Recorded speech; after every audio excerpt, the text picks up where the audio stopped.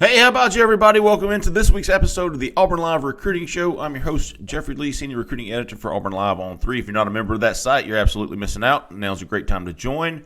50% off, dude. 50% off. And we'll even give you a free week just to make sure you like it, which we're sure you will. We got a lot to talk about recruiting-wise this week. Coaches are on the road. We got some commits talking out about potential change there at Auburn. And to help me talk about it all, Mr. Jhead, Mr. Keith Niebuhr. Mr. Jhead, how you doing, big dog? I'm doing good, brother. Thinking you about to call Keith Cole here for just a second, but I considered it. Mr. Our normal fourth person here, but Cole Pinkston is on the road today. I believe he is in Montgomery, checking in on a couple of 5-star recruits. So we'll be looking for his report later today, and without him, we'll be okay because we got Mr. Keith Niebuhr. Yeah, man. Well, I've had some friends ask me what it's like covering Auburn recruiting right now with the cloud of uncertainty, and and one of my friends, I think they described it as, is it like the scene in Spaceballs where the dudes are combing the desert looking for everybody, they're just combing the desert with a comb, looking for anything they could find. But it's actually, there is a lot more going on. It hasn't stopped. There's still plenty of action. Coaches are on the road. We're going to talk about that today, obviously, Jeffrey. There's, they've been picking up some commitments. They may be closing in on some others. It's never dull in recruiting because I think my new phrase is you got to play to the whistle. Well, these guys have to play to the whistle. They've got to play it out and coach it out and recruit it out until they can't anymore. So they're getting paid. That's what they're getting paid to do, and that's what they're doing. And you got to clock in. That's right. And to their credit, they haven't checked out. I mean, I know what it's like to be somewhere and then know you're going somewhere else, and mentally you're not all there focusing on the task at hand. But it seems like they haven't really let up. Well, I tell you, my eyes are really red. And that's because I had 2.5 hours of sleep Wednesday night. Got up at 3:30, or got up at 2:45, left at 3:30. Went down to South Montgomery with our friend and friend of the show, Mr. Caleb Schofield. Spent yesterday in the woods. It's fantastic. So I've had a little bit of sleep. I look like I've been hanging out with Cheech and Chong. Little Snoop Dogg action. hey, But that is not the case. I am no longer in college. I am a grown man. Did you catch? Did you kill? Did you? Yeah, I caught some deer, buddy. I mean, hey, I'm a city guy here, man. I don't know the right words. We saw so many deer, I lost count. I mean, it was at least, they were moving big time yesterday morning. It was cold. It was, we saw probably 40 in the morning. I saw a nice little 8-point, not big enough to and I don't know that I would have, but it was a lot of fun. now, Jeffrey, it doesn't count when you got corn. You know what I mean? Right over there by your stand, my man. Hey, there was corn, but dude, they had no interest in that corn. I was in Really? Yes, I was in a hardwood bottom. They were killing those acres. They had no interest in corn. I even put out a bag of apple bomb. They had no interest in that. They were all over the acres, man. Just and they were. I had deer all around me in that hardwood bottom, and the ones on the downwind were blowing at me. Sure. And the other ones, they didn't care. I'm not leaving these acres, big dog. So it was fun. It was a lot of fun. Good morning. What kind of weapon do you use? Or do you use an AK-47? I don't know much about guns. It's bow season right now. Yeah, both season. But I don't use a. I'm not a fan of the bows. Like some people use a crossbow. And then the compound bow users make fun of the crossbow users, but the recurve users make fun of the crossbow users. To me, Keith, I get me a big old Bowie knife, and I jump on the backs, slit their throats. I don't need any bows. Throat rip? And sometimes I'll just choke them out. I'd love to see you. I'll tell you, I'd love to see you wrestle a deer. I think that'd be some great theater. Well, Jessica and I went to the mountains one time. I was talking about, I've been wanting to wrestle a bear. So she went and laid down for a nap. I went out for a little hike. There was a cave there, and turned around. There was a cave there, and I looked down. There's bear scat everywhere. I didn't want to wrestle a bear anymore. Yeah, I went on back and crawled into bed. with Mama Bear. I bet you did.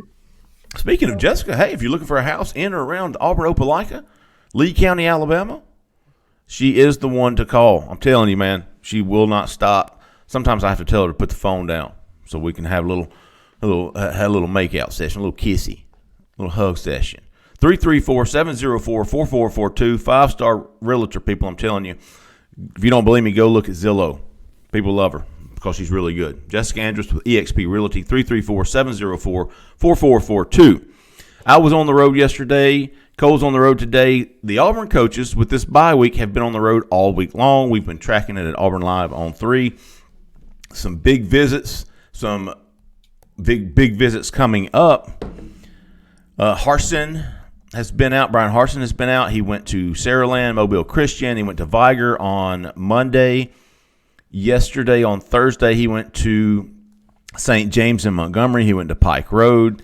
He went to, where else did he go? Lochapoka. He went to Opelika. Yep. Today, he is going to be in Georgia. And this is, today, we all want to look to Saturday at the JUCOs, but today, Harsin will be at Carver High School in Columbus. Big. Kelton Smith down there, along with several other guys. Troup County, our Troup. And Cedar Grove. I always think of who's the defensive lineman from Cedar Grove that signed with Auburn? Transferred to Ohio State. Yes. I can see his face. I can too. Keith, come on. You know this one. Antoine Jackson. Who? Antoine Jackson. Antoine Jackson, yes. Antoine Jackson. Buford. Harsin will make a stop at Buford, where I think Will Friend will be there as well. Paul Mubinga is at Buford.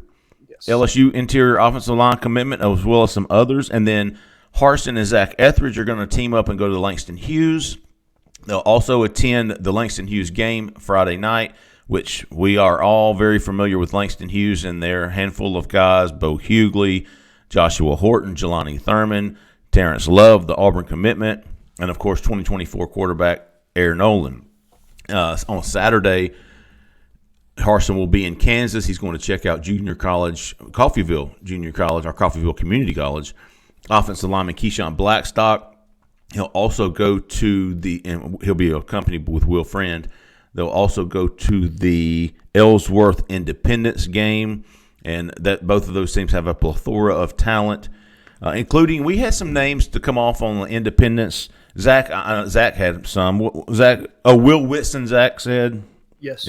From Independence is the defensive lineman. You said a 5-tech, Jhead. That's correct. Independence also got Akani Tuani.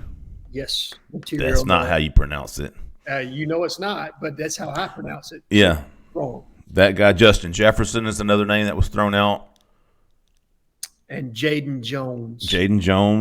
Edge defender that's committed to Florida State. And then, Keith, you said Coffeyville, in addition to Blackstock, they've got several guys with some G5 offers. Yeah, they've got a defensive back. Of course, all the names are slipping me at the moment. Right, of course. They've got a defensive back they're not looking at, but a guy that's got some offers. I think there has been some interest. I know some Auburn staffers are following this kid on Twitter.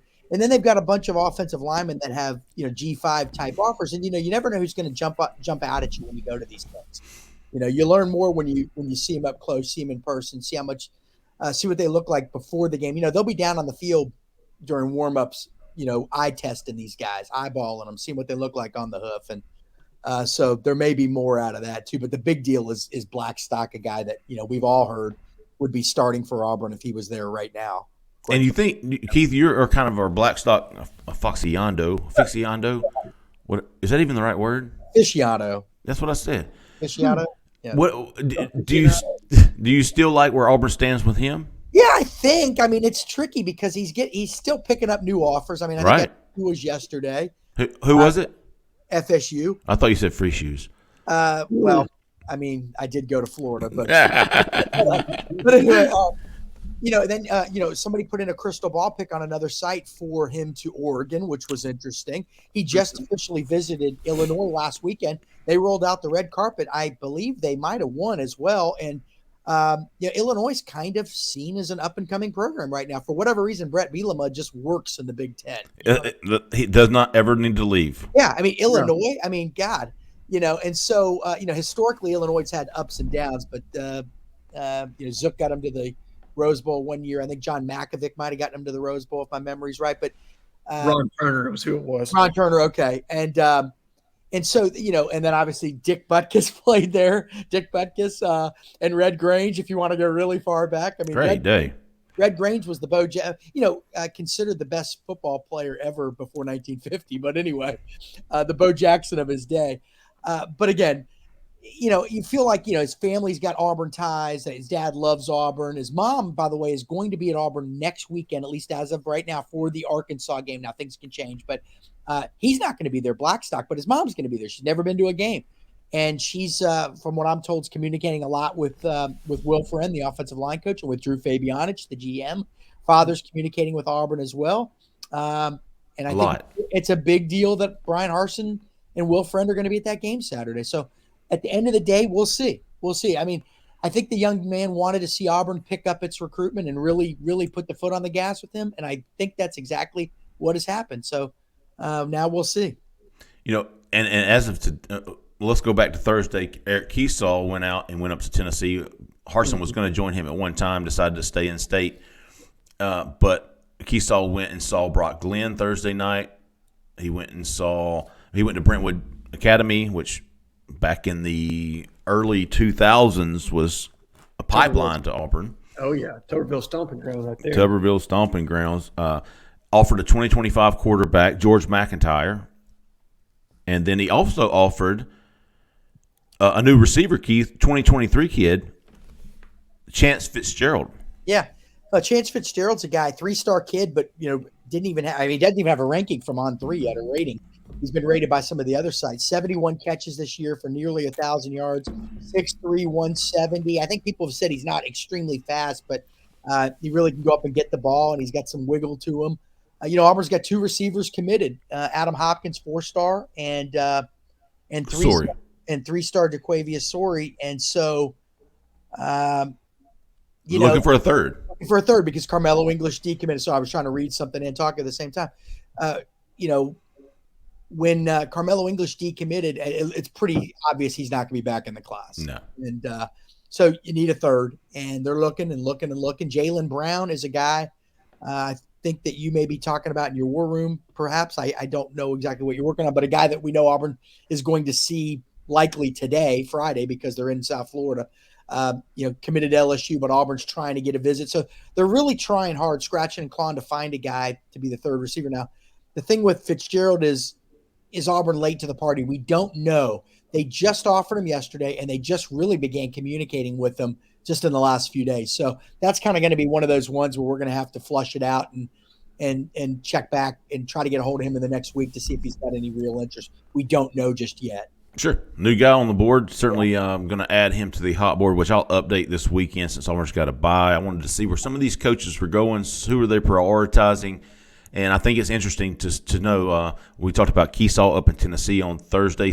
Christian Robinson was up there as well. He went to Smyrna. He went to Lipscomb. He went to Christ Presbyterian, a couple of 2024 guys, as well as Arion Carter, the 2023 linebacker.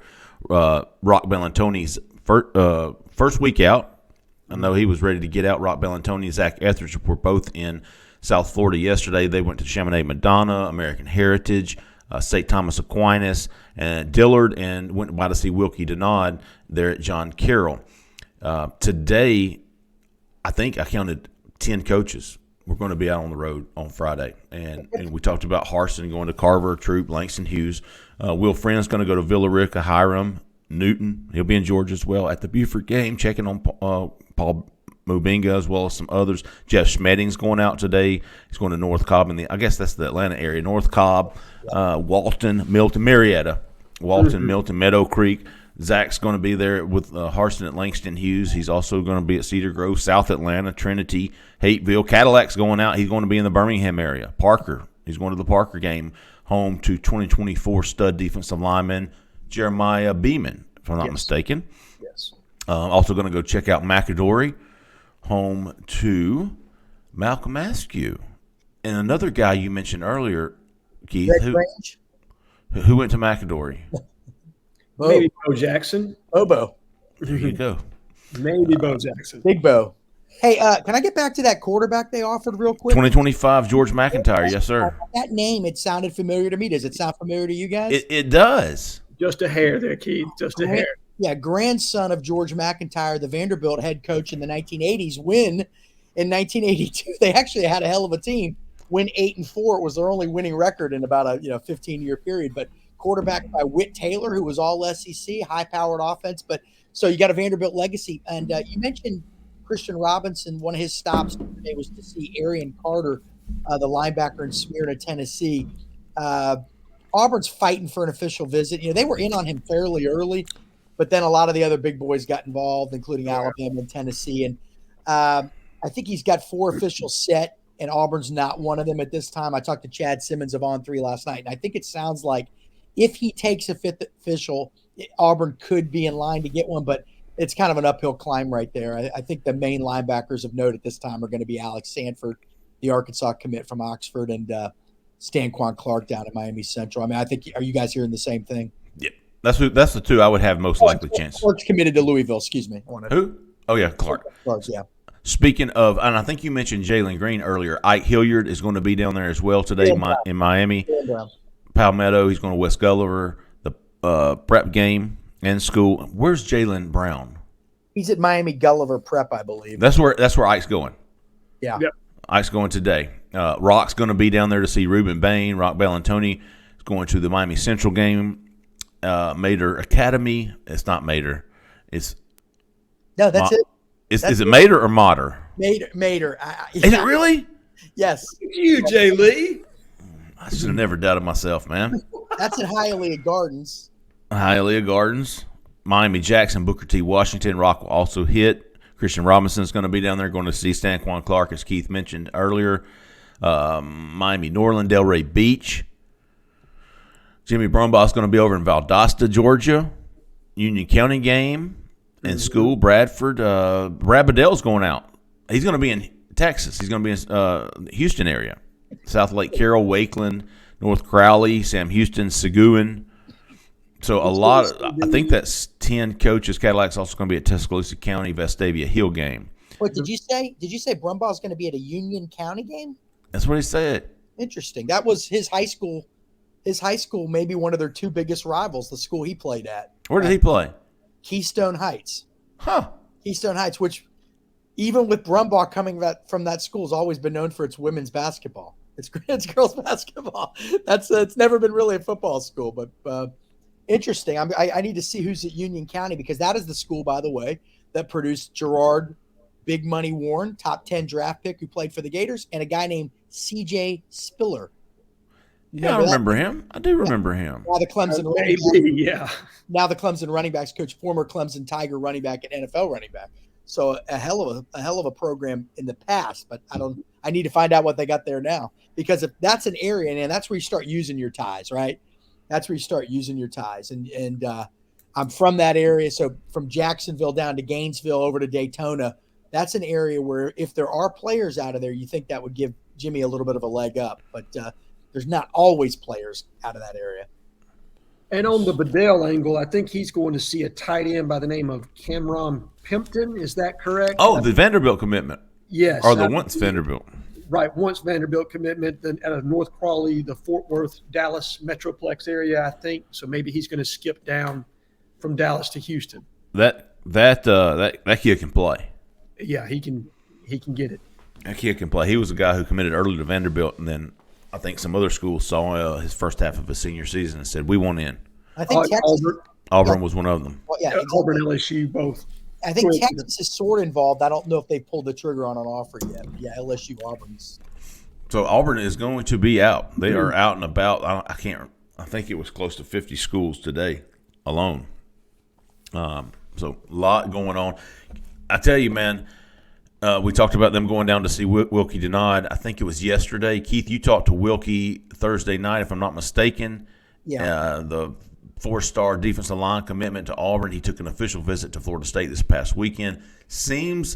I thought his wording was interesting. He said, "I'm pretty locked in." Was it an official visit? I thought it was just an unofficial, but let me. That's what I said. Oh, I thought you said official. Sorry, I misunderstood you. You'll learn, Keith. I never misspoke. Oh, okay. Well, so the deal is in his recruitment, for a lot of his recruitment, people thought Florida State was where he was going to end up. And there's been, kind of conflicting info there. Did FSU push? Did they not push? I don't know, but he picked Auburn, right? And that was on July 27th. And, FSU brought him in last week. And I don't know whether I don't know how hard they're going to go after him. We don't know that yet. I've been told that there is some confidence in Tallahassee that if they did push, they would have a shot to flip him. Now, we'll see. Now, I talked to Wilkie Thursday night, and he said, hey, I'm locked into Auburn. I just haven't been to any games. He said, wanted to see some games. He had been up to Auburn, but he had, just to check out some. Sure. Look, it was for FSU Clemson. That's a marquee national game. Had a good time, had great chats with the coaches, but he feels very comfortable about his situation with Auburn. And, he's very close to Rock Bellantonio, who, like you said, stopped at his school on Thursday. But also, and by the way, they offered one of his younger teammates while they were there, a defensive back. But also, he said, I feel like he's locked. He said he's locked in with Auburn right now, not just the coaches. In other words, I've been asking kids finally, okay, there's a cloud of uncertainty right now. We don't know what's going to happen with the coaching staff. And he said he basically made it sound like that's still a place he would strongly consider and want to end up at even if there is a change made. So, obviously that goes both ways. A new staff, Sure. if there is a new staff, would need to want him as well. But, and again, that gets to something that we've talked about before. It's easy to criticize this staff. They're 3-4. Let's be honest. You are what your record says you are. And there's been missteps like with any staff. But one thing they've done a good job, and Jeffrey, you're talking to a lot of kids, and Jhead, you're talking to a lot of people as well. They've done a very good job not only selling themselves, but selling the school. And that's why people are always surprised. Well, how can they still get commits in a time like this? And why are kids still looking at Auburn and all that? Well, because Auburn's Auburn, like I always say. And if you do a good job selling everything else, then if there is a change made, people remember, hey, I still liked Auburn for Auburn, Yeah, the coaches is almost like a bonus. Yeah, you still got to get along with the new coach. You still got to see what fits with the NIL world and all that stuff. But I mean, if you like Auburn, you're going to like Auburn. And so they've done a good job selling Auburn. They have. I think that's pretty clear. As a matter of fact, you talked to Braden Joyner, you talked to Clay Whedon. Both of those guys basically reiterated what you just said. We like the coaches, but we love Auburn. Yeah, Jeffrey, you've been talking to Clay and his dad. They're not dummies. They know what's going on, and they knew when he committed what was going on. He just committed a week ago. So what does that tell you? That tells you that they really liked Auburn. Plain and simple. And the coaches were a bonus. It was like 9 out of 10 of my decision was Auburn. 10% were the coaches. That was just a little extra icing on the cake. Braden Joyner was basically the same way. Wilkie Denard, and we've talked about this before. Auburn has 11 commitments now with Clay Whedon, 2 in the 2024 class. If my math is correctly, that's 13 total. Keith, Jeremiah Cobb would be. Would you say he is the commitment other schools are pushing for the most, or the commitment that's getting the most attention from other schools still, even though he's committed? Yeah, probably. I don't even know who right? Who, Tennessee? Maybe Clemson circles back. I mean, I guess the big thing would be what did Georgia and Bama do with him? I mean, if they decide they want to really, because Georgia has fished around with him before. But then they picked up the kid out of California who Auburn was recruiting and then wasn't recruiting, and then so it's a little tricky. Now I would say this though, look, if you have a coaching change and Auburn's got 11 commits, not all 11 guys are going to end up in the class. I mean, come on, let's just be reasonable here. Let's be realistic. But with Jeremiah Cobb, as long as you could keep Damari Alston and Jarquez Hunter, you could still go in the portal. Right? You could still go in the portal. You could still find somebody late like they did with Jarquez Hunter. That's not ideal. Let's be honest. Even if you keep Cobb and the 2 other guys return, you may still have to go in the portal anyway, because even 3 scholarship backs is a little dicey, right? I think they do. Yeah. And I tell you what, I've done my homework as far as breaking down film and talking to other people and getting a feel for the prospects that we've got committed in this class. And to me, look, you're going to have moving pieces, like you said, but if you can keep 3 pieces and only 3, it's Jeremiah Cobb, it's Ashley Williams, and it's our big interior offensive lineman, Janoris Wilson. You keep those 3, and to me, anything else is gravy if that's what the coaches want. But those are the 3 guys, when I'm breaking down film, are the 3 best players we've got in this class right now. And that does not necessarily coincide with how On3 has them ranked. You like Janoris Wilson, you like Ashley Williams. Love both those guys as far as the ceiling of what they can be. Obviously, Cobb is a lot more of a finished product right now as far as what he could probably provide from day one. But as far as frame, attitude, ability, I think that those 2 guys, their ceiling is through the roof. I honestly believe that. Everybody else, to me, it's not like I'm calling them marginal or anything of that nature. I'm just not as impressed with those guys as I am with those other 3 that I just mentioned. I feel like those 3 have the ability to be top-level SEC players later on down the line. Yeah, and I think you're onto something with Janoris Wilson. In fact, I had him send me his best film from the season because I said, look, if we're going to submit new film of you, let's make sure, you're going to have to self-critique. What's your best stuff? And he sent me some film that was really solid, so I've submitted it. I think to our rankings people, I think he's a guy – I think Janoris Wilson's a guy that if he's not a 4-star at the end of the cycle, will be close to it. I agree, Keith. So I think the only question with him is people are going to want to know, given that he's listed at 6'5", 315. He's actually 6'4", 280, 285. Those are his words, not mine. Right. So I'm not.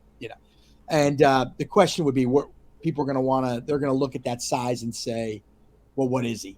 And right, is he a tackle? I'm talking about the rankings people, and that does matter. I mean, you look at a film, okay, the guy's really good, but what's he going to play? So once they figure that out, but again, I see him being a high 3 or low 4 before it's all said and done. Thinking back earlier this week, Keith, and we're switching gears a little bit, but all this is recruiting related. We talked to the executive director of On to Victory, Brett Whiteside. If you haven't seen that interview, you really should check it out. Brett had some really interesting things to say about the On to Victory, the Auburn Collective.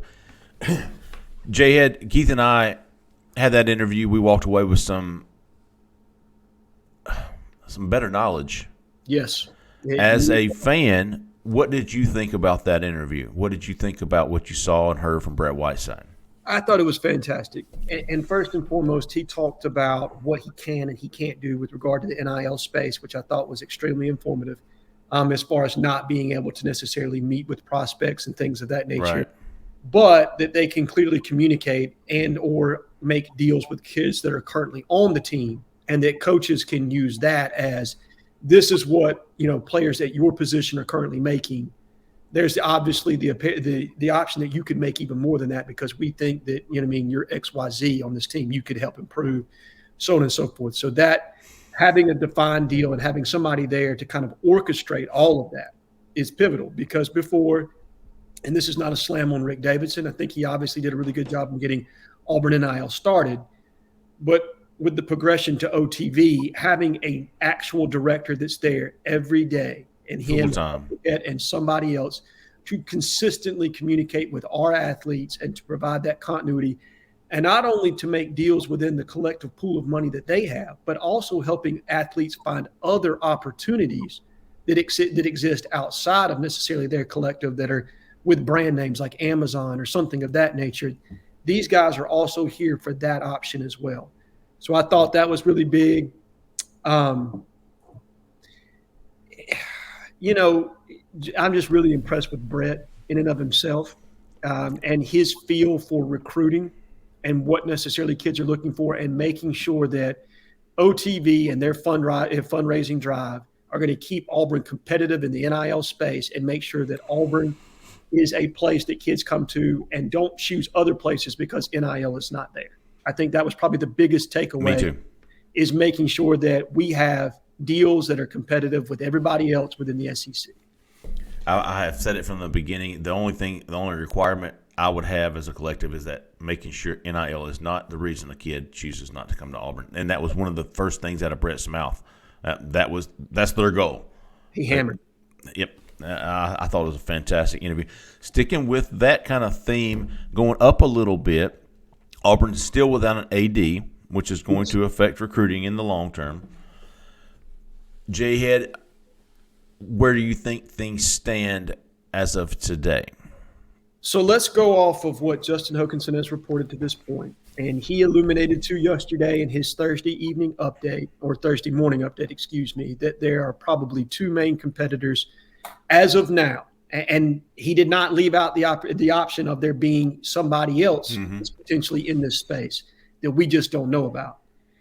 But you had two candidates. One is a active athletic director out at New Mexico by the name of last name Nunez, first name Eddie Nunez, former Florida basketball player underneath Billy Donovan. He's got to be a smart guy if he went to that school, you'd think, right? Maybe, Keith. You would think, but you shouldn't see the guys I know from Florida. Shorts or not, but a former basketball player underneath Florida, played high school basketball underneath Frank Martin down in the Miami area, worked for 14 years out at LSU and worked hand in hand with the baseball team, football team, and basketball teams. I think he was actually very pivotal in Will Wade being hired out there, if I remember correctly, as far as, good basketball coach. We can talk about what he did off the court. A different conversation. But has been out in New Mexico for the last 5 years, really cutting his teeth, probably doing a lot of fundraising, aligning people, things that you're likely going to have to do at a place like Auburn. And has that SEC understanding at a place that's as high pressure as Auburn at LSU. Because, look, you got to win. At any SEC school, you got to win. But if you're at an LSU, you understand what it's like to have a crazed fan base that demands winning in every sport. The other person is John Hartwell, who's been a name that's been consistently mentioned throughout, obviously has deep ties to Auburn University through his family, was raised in Mobile, understands the state of Alabama very well, has previous stops at Troy, was an associate AD at Ole Miss for like 9 seasons, and has most recently been out at Utah State. And those are really the two I think that Justin mentioned to watch, and I believe that to be accurate.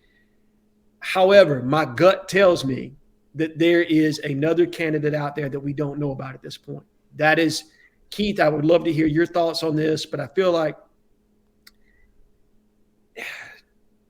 names have gotten out, and it's not because they're not targets, but maybe to deviate attention to a degree from somebody else that the president may or may not be speaking to. And I think that possibility very much exists.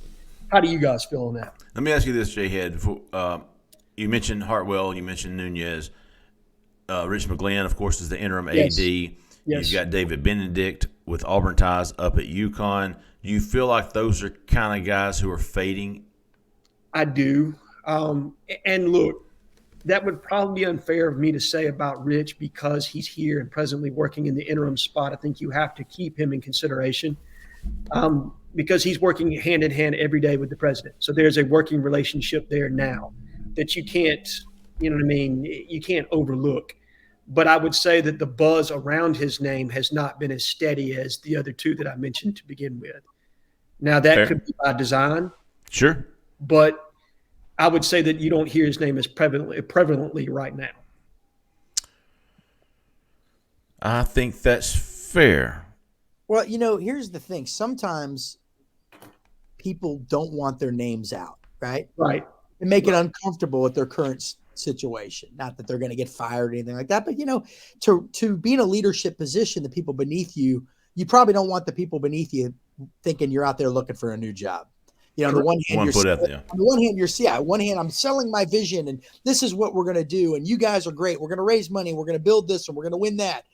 And, but as soon as that meeting's over, I'm on the phone or updating my LinkedIn, trying to get out of there. And so you don't want that out there. So in other words, there could be, and again, I only speak from just following these things, in general for the last couple dozen years. There's obviously the potential that somebody could be out there, and maybe that was Nunez, quite frankly. But Sure. there always could be somebody else out there that we're just not aware of. That, not everything's in the public light, right? Right. And you hit a very interesting point, Keith, in that you said that you don't want your name out there necessarily being floated. From a fan perspective, we saw kind of what that did with Alan Green when his name was attached to several jobs, and people were consistently saying, why is he looking to leave going here, here, and here? Whether that was fair to Alan or not, that was something that you saw, that you heard murmured from the fan base. Because I think he was connected to what UCLA, Michigan State, handful of other jobs.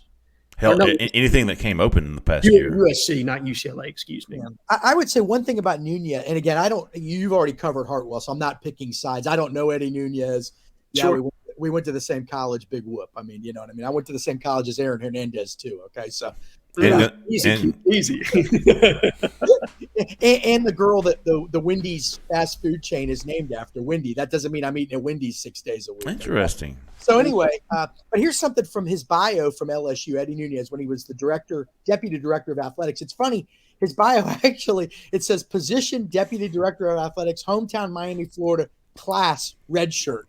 So I don't know what that means, but I don't know how you can redshirt an AD. That means he's still got 4 years of eligibility remaining. Well, there you go. Anyway, no, but one thing that stood out, it said that, under his guidance, the athletic department experienced over $400 million in renovations and construction of athletic facility projects. And so, as a person like me, everybody who follows me, not that I have fans, but, I love facilities talk. I always have. Stadium talk. Oh, yeah.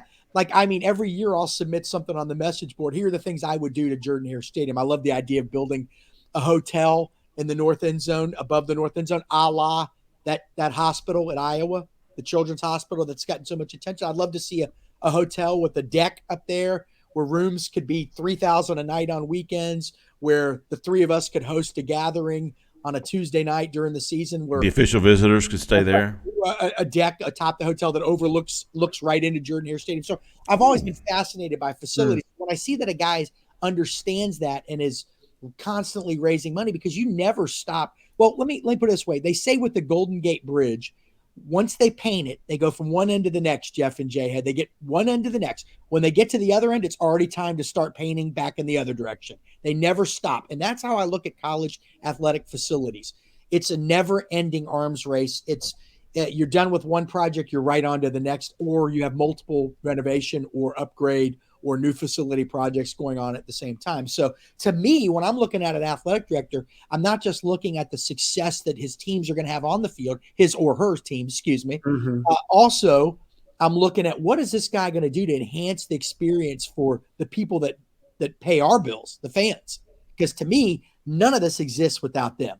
They're the crux of everything. You could find athletes, even if every athlete at Auburn decided they were never going to play again, you go find another batch of 300-400. People would kill to have those scholarships and those opportunities, but fans are what make all this possible. So this is a guy that apparently has been a big part of that. And that's key. You got to constantly build, you got to constantly upgrade, you got to constantly raise money. It never stops. And maybe, and I'm sure all these candidates probably have those abilities. Some just may have stronger abilities at it than others, and that as a guy interviewing these people, that's maybe one of the big things I'd be looking for, but it's not my call, obviously, on any of this stuff. Quick question for you guys, because I've heard this in the coaching community, and this is out there. You just mentioned the facilities piece and how much money has been poured into this for years because of the fundraising now for NIL. Do you think that that's going to take away from the facilities push? Think about it from a pro level. Like the NFL, the facilities they have by comparison to what some college facilities have is not even close. A lot of college facilities, specifically in the SEC, blow away what these guys in the NFL work out in. Do you think that the fundraising aspect of an AD is going to be geared more towards pushing people towards NIL? Do you think they're going to split the difference? How do you think that's going to go, and it will impact recruiting? You want to take that first, Jeffrey, or you want me to? Oh well, I'm devising my game plan here. All right, well, I think theoretically, there's X amount of money that's going to be donated, right? Right. Yeah. So how much of that are you going to earmark for NIL? Does NIL prioritize everything, and what's left over goes to upgrades? And if so, then Jhead, yes, you're exactly correct, right? There's only so much money that's going to be donated. It's not it's finite, right? Like there's an end to it. You can only have so many donors. Well, here's the thing. I happen to have a couple friends, not many, but a couple that actually have a little bit of money and they donate to a certain university, to the athletic department. But at a certain point, there's a lot of things in play here. It's always going to be a choice. Well, do I donate to the football program or do I donate to the library system? Right. So if you give to one, you're not giving to the other. Well, now you've got a third component, NIL. And my question isn't going to be, is this going to hurt athletics? Is this going to hurt universities as a whole? As people have difficult, wealthy people still have, you're right. There's not just blank checks. They have to make tough decisions with the $10 million. The three of us would do anything for, but even for somebody of immense wealth, they have limitations, right? Tim Cook isn't just handing away money. Okay. No. And so you have to make these choices. Also, another determining factor is here, what's tax deductible and what's not tax deductible. Yes. So NIL money, NIL donations pretty soon because legislation, I can't even get that word out. Jeffrey, you're legislation. Yes. There you go. Didn't we learn the other day, Jeffrey, that at some point very soon that it was no longer going to be tax deductible? That's right. And so, there's always going to be choices to make. But I think as an AD, you just split both. Like we're going to work hard on both, and here's why. You just have to be able to explain the vision and the importance of it. Look, we're asking for more money, but here's what you're going to get out of it. And it's tough though. I mean, again, none of us are in the position. We can only speculate as to what's going through the mind of somebody that's worth $150 million. You know what I mean? But they have choices to make too. So it's interesting, but that tax deductible thing is going to be really key here. That's going to be real key. Interesting question, Jhead. I'm going to throw one back to you. We'll resolve this AD discussion. Do you think it's something that we could have some finality to soon? With regard to the AD? Mm-hmm. Oh, so there's such a mix of information that's out there, Jeffrey, right now as far as what the expected timeline is. I think a week ago, I thought it would be done by next week. I think now, I'm not sure. I think this could carry over for another. For another what? I'm sorry. 2 weeks, if I'm being correct. Great day. I do think they want to have something in place by the first week of November. That's kind of been what I've heard from the very beginning is by first week of November, they'd like to have something there. But I just don't sense urgency like this is going to close next week. Like, I guess my information keeps changing, which is not great, right? You know what I mean? When it's consistently changing, there's not a constant. And so while I want to say, yeah, next week they could wrap it, I can't say that with any certainty right now. I think there's the very real possibility it could carry over even another week if the president has not made a decision at that point. Do you think that bodes negatively for a guy who's been in this since the beginning? I think we talked about this either last week or at some point that John Hartwell had been the name. Why, if he's the guy, why hasn't a hire been made? I think it definitely makes you think that there's looking at other people. Now, they may come back to Hartwell and say, you know what, he's the best candidate. We've evaluated everybody out there that's got interest in Auburn, and he's the guy. There's no question about it. But I don't think you can feel comfortable or confident and say, hey, he's 100% the guy, because they wouldn't be talking to anybody else if he was, right? So it's conflicting there from that standpoint. I do feel comfortable saying that they are heavily invested in vetting John Hartwell and Eddie Nunez at this point. Is there somebody else? That's what I'm trying to figure out, and my gut tells me that there is, but I'm just not sure. I mean, I don't have a name on that. Okay, fair enough. So I got a question for you two. Can I jump in, Jeff, real quick? Please.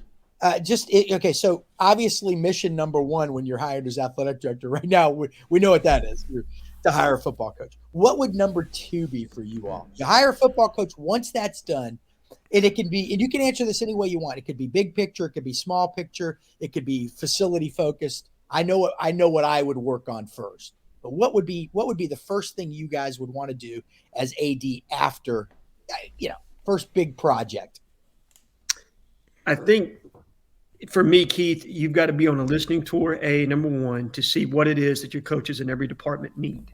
Okay. And then two, it's taking that vision back to your donor base, booster base, and being able to align that with how you think and how they think. Because right now, Auburn has so many different factions that kind of need to be tied together. And what the AD's biggest project should probably be is aligning those people's vision and making sure that we're setting ourselves up for success. I don't think that's necessarily happened underneath Allen's administration, and it's not necessarily Allen's fault. I just feel as though we've been fractured for one reason or another. So figuring out a way to get people on the same page and singing from the same sheet of music is goal number one. And then goal number two is the prioritization of Jordan-Hare Stadium, because that is your moneymaker. That needs to be renovated in a way that it's producing money from suites, club level seating, all kinds of things where it has been hotels. Yeah, whatever it is, a way to generate new revenue, because Jordan-Hare is maxed out right now on the amount of revenue that it can generate.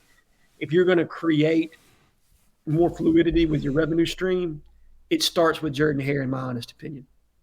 So those two things. I'm going straight to NIL. Okay. And the reason being is because Bruce Pearl told me so. That's more important than facilities right now.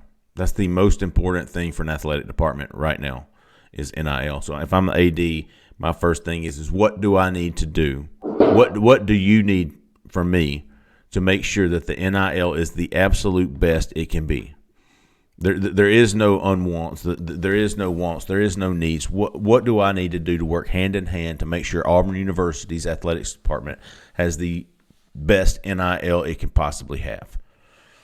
Well, damn, Jeffrey. Go ahead. I'm just basing that off of a guy that I trust a lot more than my own brain, which is Bruce Pearl. If Bruce Pearl says I need NIL, forget the practice facility, forget the basketball only facility. Correct. I need NIL. He knows more than I do. Well, I thought I had a great answer, but you beat that, and Jhead also took my answer. But no, for me, it's all about Jordan-Hare, right? Okay. The train that drives. What's the phrase I'm looking for? I tend to mix metaphors here. The engine that drives the train, or the locomotive in one hand is yeah bigger than one in the bush. Yeah. So now you have a football facility that when it opens, they say is going to be, if not the best, one of the best. Right. And I think it's time to tell the fans that you are going to have the best, bar none, football stadium and experience anywhere in college football. Not Band-Aids, not it's going to be in line with other people. Simply put, you are going to have the top stadium and game day experience that there is, period, end of story. That's it. And that means whatever you got to do to that stadium, probably ripping out seats, putting in chair backs on the alumni side, building the hotel, building the deck in the south end zone where people can come out and take photos any time of day, putting for once, how about a standalone gift shop that people can go to? I mean, I drive around campus when I didn't know where to go. I didn't know where to buy something. You know what I mean? It is such an amazing school and such an amazing place. But sometimes I think when you're in that Auburn bubble, and you can take for granted how to access things. And, so make it the best you can possibly make it and let everybody know that's going to be it. It's going to be great for recruiting. I mean, obviously NIL too, but it's going to be great for recruiting and it's going to be great for you. Okay. And it's going to be a place that people want to go to, a destination. Why couldn't you have a restaurant somewhere there that's open 7 days a week? But you need vision. You need true visionaries. You need people that aren't going to say, you need some Keith Niebers. We can't do that. We can't do that. Well, why can't you do that? Who would have thought 10 years ago they'd have Top Golf at Jordan-Hare Stadium, right? They did it. So why couldn't you have certain things that we all, just have a meeting basically and say, I want all your ideas on how to make Jordan-Hare Stadium better. And we'll start from there. But I don't, as an AD, I wouldn't want people telling me why I couldn't do things. I'd want them to tell me about the possibilities of things we could do and start from there. But all of these things that we mentioned are things that would just enhance the Auburn experience and Auburn recruiting. And that's, they're all important, obviously. It goes back to Jhead's question. You got $100 million. You going to give that to NIL, or are you going to do those stadium upgrades? Well, a stadium restaurant might pay for itself. A stadium hotel might pay for itself in the long run, right? I'm putting you on the board of directors, Keith. The JHS board of directors. What did you guys, when you guys were in elementary school and middle school, what did you do to pass time in class? For me, it was a lot of doodling. Yeah, but I doodled log cabins and stuff. Yeah, stadiums and golf courses. But I drew stadiums. I drew every stadium. I tried to visualize things and what would I do here. And Jordan-Hare is an amazing place. It really is. Let's be honest. You know, you're right. It needs to match that atmosphere. Mm-hmm. Man, I'm envisioning what Keith is saying as he's saying it. That would be something else. But for once, I don't want to hear. I do get tired of people saying we're going to be in line with everybody else, and I get that. But why not say we're going to be better than everybody else? Well, you look at the programs that have done that. Think about Clemson and their football facility 10 years ago. Yeah. They made that jump when not a lot of people were jumping into that space. And it paid off tenfold in recruiting when Dabo was able to sell that when not everybody had it. Yeah. And who didn't build at that time? I can think of two schools in the SEC, the one I went to and the one we all cover. And yeah, 100%. And both of them have now jumped into that space, but they're behind. That's right. Chicken or the egg? Do you invest in NIL for the product on the field in order to be able to? I mean, well, you could do both. You know? I tell you what, Jeffrey, if it's me, I have my donor base concentrate probably on the NIL space or the large majority of it, and I just take out a bond on Jordan-Hare and then turn back around and figure out a way to produce self-sustaining revenue to pay that bond. That's probably the way I do it, and I try not to piecemeal it if at all possible. You know, you fix the north end zone like Keith talked about and figure out, you know what I mean, how you want to handle that. And in addition, you move over there to that south end zone and you build your restaurant/gift shop adjacent to that god-awful Lego that they've got on the one side and create a Lego on the other so that you've got some symmetry to your actual stadium now. Interesting. You know, don't you want a place that people walk into and say, wow? I remember when I walked into Auburn Arena, that's what I said the first time. Because I had only recently been to Cameron Indoor Stadium at Duke. And then I'd been to a newer arena. I don't remember which one. And I thought, man, the amazing thing about Auburn Arena is it blends the two. It gives you that old school feel of a Cameron Indoor Stadium because of its size and the fact that it's cacophonous and you're crammed in there. But then also it's got all the new stuff. So to me, Auburn Arena is one of the truly great. Gosh, I've been to about 50 college arenas. It's among the best because it blends those two. But you know, when you walk into Jordan-Hare, you say wow because of the atmosphere. You don't say wow because of the stadium, and that's a shame because you used to walk into the stadium and wow because of the stadium too. Mm-hmm. Those days are past, and let's get it to the top. You know, that would be my goal. I like it. I like all of the answers. We got all the answers, man. We do. All they need to do is call Keith. No, not just me. Call Keith. Yeah, not just me, but no. Jhead's got a couple good ideas. I appreciate you, Keith. But as opposed to better call Saul, we're going to go better call Keith. No. But I mean, if you truly, you know what I heard in our voices, and I don't have any ties to the school other than I've covered the school. There's a real passion for Auburn between the three of us, right? And you know, you just want to see. We know the potential. We know the potential of the place, and it's unlimited, quite frankly. Well, we will not find out what happens this weekend with Auburn if there will be an improvement in the record. Definitely not a loss, right? Auburn will be undefeated this weekend. Mm-hmm. Have the bye week. As we said, Brian Harsin will be on the road. Will Friend will be on the road. Be a busy week, busy day today. Curious to find out how things go out in Kansas on Saturday. We'll be all over that. If you're not a member to Auburn Live on 3, as I said, this is a great time to get in there. We're going to do some how about yous before we get out of here. Because we forgot last week. Got any plugs there, Keith or Jhead? Jhead, go for it. Okay, so if you're looking for a haircut, you live in the Mobile area, go see my barber, Justin, at Mike's Barbershop on Schillinger over here in West Mobile. He'll make you clean like Jeffrey over there. He can do pretty much anything you need, but these are great guys. These are veterans from the U.S. Army. Do a fantastic job, guys. Go see Justin over at Mike's Barbershop. He'll take great care. Mike's Barbershop in Mobile. You got it. I'm going to hit it. Oh, sorry. I'm going big picture here. First tee organization. I go hit balls every few days. I see a lot of the young kids out there getting free lessons and free golf lessons. And the only way you can look, we got a guest here. Better late than never, I guess. We're doing plugs. Cole, you're just in time. Hey. First tee. I think it's for like $100. You can they'll sponsor a kid and teach them golf. And we're getting to that giving season, so that's going to be at the top of my list to donate $100 or $200 to sponsor a kid or two so they can learn golf and get free instruction. Cole, you got your Coosa Cotton boys? Yeah, Coosa Cotton. Can y'all hear me okay? Yeah, man. I'm sitting in the parking lot, Carver High School, Montgomery right now. Yeah, Coosa Cotton. Hey, I didn't get the hat yet, but one of our subscribers sent me a hat, and on the next pod we'll give him a shout out. He's got a new company. Okay. Big time subscriber. So that's my how about you this week. He must not have got my address. Moonweagle. That's who it is. Oh yeah, I love Moonweagle. Yeah. While we got Cole, should we get a quick update on what he's got coming? Of course. Yeah, just put out a story on James Smith about 5 minutes ago.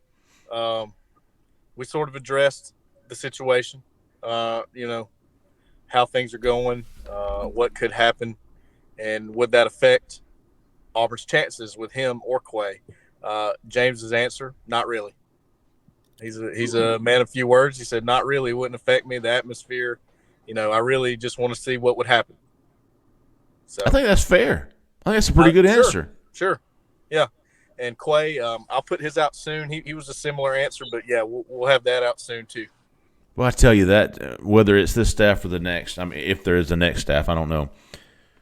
But those two guys right there, and you better believe these are two guys you do not want to lose to NIL. And for the record, they clinched the region last night, beating Pike Road, which was a big game. And on the last drive of the game, James Smith got his hands up, knocked the ball down on third down, and then Pike Road attempted a field goal, which I think would have tied the game, and Quay Russaw blocked it. Oh, playmakers, man. Look, those are bona fide NFL talents right now.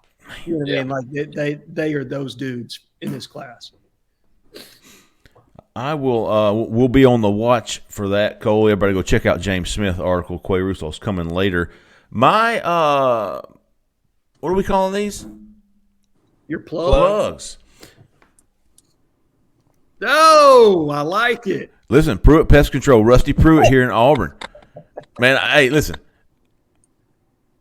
I don't have any problems with bugs, and I credit this guy. But the most important thing was that he left me this sign, right? Now, I will end up sending him a bill for advertising in my yard. But this is going to be great, guys. I'm going to spray paint this thing white, and I'm going to have slower traffic keep right. And so when I pass somebody who's in the left lane and I'm in the right lane and I pass them in the right lane, I'm going to hold this out my window. Slower traffic, keep right. Boom! I mean, and I'm going to mass produce these things, dude. This is my retirement right here. This is my retirement right here. I love it, man. Right? You pat, you get out of the left lane, man. And they're like, what? I'm just listening on my phone. Now you don't have to worry about you're driving, you just stick this out the window, or get the hell out of the left lane, something like that. I'm fired up. So yeah, hey, appreciate you, Rusty Pruitt. You're gonna produce those, right? Because I got behind somebody in the left lane going about 60 and a 70, and that golly, hey, I thought this is going to be great for your blood pressure, Cole. Thank you. I need it. Yes. Yeah. So, anyways, yeah. Pruitt Pest Control, 334-246-9882. Pest, termite, mosquitoes. PruittPestControl.com. All right, folks. How about you this week? I've got several. We've got to make up for last week's absence. Keith, we'll start with you, big dog. You have anybody you want to give a how about you to? Any posters? No? I love them all, man. Oh, get out of here with that stuff. Oh, I'm glad you said that, though, because it reminded me of one more. All right, hey, Jhead. Yeah, I'm going to go with my man B. Bruce 9966 at gmail.com. What if I want to contact him? There's no way I have no contact information for him. I think you may have a way of figuring that out, gentlemen. Big Bruce, man. Love him some Jhead, don't he, big dog? I think I'd shout my man out. He's had a series of questions lately, and I appreciate the I saw his post on the corner, and I thought, oh, somebody must have bumped that. Surely it's not another one. No, it was another one. Hey, good for you, Big Bruce. I hear you. Hey, there's reasons. Jhead's a man of knowledge, or he's either that or he's really full of shit. Pretty much. But two things can be true, as I've learned. Cole Pinkston. Yeah, Moonweagle was my guy, and then I'll do one more. Being sort of new in this business, I've gotten a couple criticisms about being on the fence about things sometimes and not giving my opinion one way or the other. I've started to do that a little bit more. And Prison Mike, I don't think he's a big fan of me. So I think that's a good omen, because once you start getting a few haters, it's like, your opinion is out there and not everybody agrees with it. That's totally cool. You can't be successful without haters. Yeah, by the way, we've been meaning to talk to you about some of your opinions, Cole. Call me off the air. Okay? We know who Prison Mike really is now. Yeah. Prison Mike. Hey, nothing wrong with Prison Mike, man. He's a good poster. Okay. He doesn't like me very much, and that's fine, man. That's all good. Let me read off my list. As I said, this is 2 weeks worth of how about yous here. We got War Dan Eagle, who 2 weeks ago dropped the mic on Kemosabe, and we all love Kemosabe, but War Dan Eagle, he got after his ass. At AU Dirk, at Rusty Shackelford 11, at Tifton WDE 08, at AU for Auburn 1, at Winston Lee, at Steady Dividends. Hey, big how about you to at Music Man.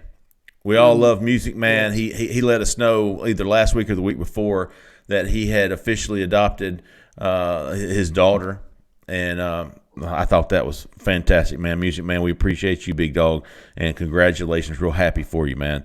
At Mason B, at Scoobs, who's a new one, at Tiger Drum, at GT to AU, who is a Georgia Tech Auburn fan, and my cousins went to Georgia Tech back in the early 90s, and if y'all remember the 1991 national champions or 1990 national champion, Yellow Jackets, Georgia Tech. Yes, sir. So I had me a Georgia Tech hat there along with my 7 Auburn hats, so I can feel him. At War Eagle DC, at y'all tripping. And finally, my biggest how about you of the week, at Murph 1969. Oh, Murph. Murph and I have patched things up. Good. We have talked behind the scenes. I was just joking with him, and he took it personally. And I said, well, listen, dude, if you don't like it, you can leave. I was having a bad day. Anyways, we have patched it up. Murph's going to stick around. I not only convinced him, but I told him it was mandatory that he stick around. So I hope Murph continues to post. He's different. He brings a different angle to the board, and I enjoy it. I do, Murph. And if we ever, I'm not making fun of you. Everybody, you know what? I try to treat everybody on the corner as a brother, right?